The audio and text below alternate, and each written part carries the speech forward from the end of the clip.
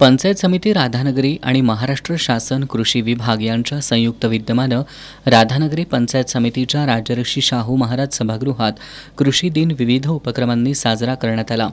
यावेळी दिवंगत मुख्यमंत्री वसंतराव नाईक यांच्या प्रतिमेचं पूजन करण्यात आलं। यावेळी बोलताना पंचायत समितीचे कृषी अधिकारी ए.बी. मगदूम यांनी शेतीमध्ये शेतकऱ्यांनी नवतंत्रज्ञान आत्मसात करण्याची गरज व्यक्त केली।